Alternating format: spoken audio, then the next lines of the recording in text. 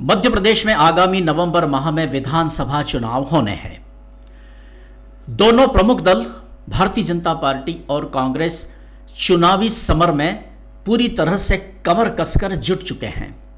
सितंबर माह में मंदसौर नगरवासियों ने भारतीय जनता पार्टी की जन आशीर्वाद यात्रा भी देखी और जवाब में कांग्रेस की जन आक्रोश यात्रा भी देख रहे हैं।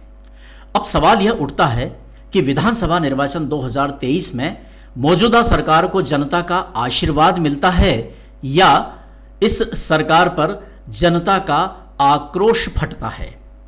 चुनाव के पहले मध्य प्रदेश के दोनों ही प्रमुख प्रतिद्वंद्वी दलों भाजपा और कांग्रेस में प्रलोभन की राजनीति चल रही है।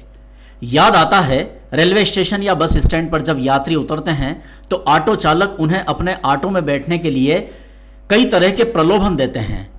एक ऑटो वाला यदि 100 रुपए में छोड़ने की बात कहता है तो प्रतिस्पर्धा में खड़ा दूसरा ऑटो वाला 80 या 70 रुपए में ही छोड़ने के लिए तैयार हो जाता है। कमोबेश यही हालात चुनावी स्टेशन पर बने हुए हैं। उल्टे क्रम में शिवराज सिंह सरकार ने लाडली बहना योजना के नाम से 1000 महिलाओं के खाते में डालने की घोषणा की तो उधर कमलनाथ जी भी कूद पड़े और कहा कि कांग्रेस सरकार में आई तो बहनाओं को 1500 देंगे।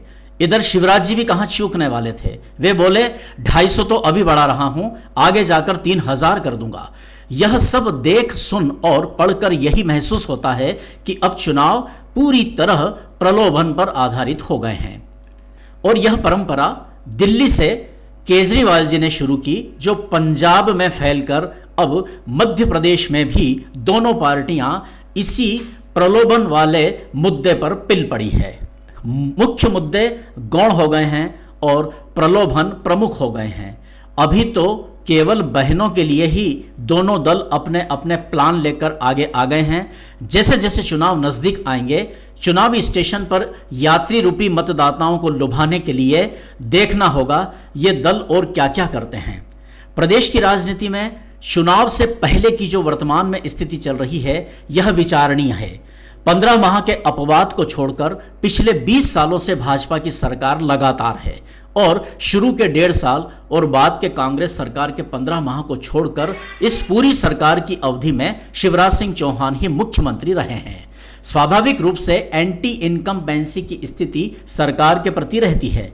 संगठनात्मक रूप से कमजोर कांग्रेस पार्टी को भाजपा के खिलाफ यही एक बड़ा ब्रह्मास्त्र दिख रहा है कि जनता यदि एंटी इनकम्बेंसी यानी सरकार से असंतुष्ट होगी तो जाहिर है कि उसका लाभ कांग्रेस को मिलेगा। लंबे समय से जिस दल की सरकार रहती है, जनता की अपेक्षाएं भी उसी अनुपात में उस सरकार से बढ़ती जाती है।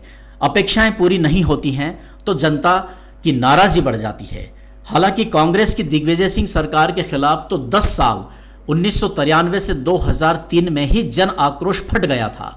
भाजपा के खिलाफ 15 साल बाद जन आक्रोश सामने आया, 2003 से 2018। अब जनता का आशीर्वाद लेने निकल रही भारतीय जनता पार्टी को मोदी नाम का ही सबसे बड़ा सहारा है।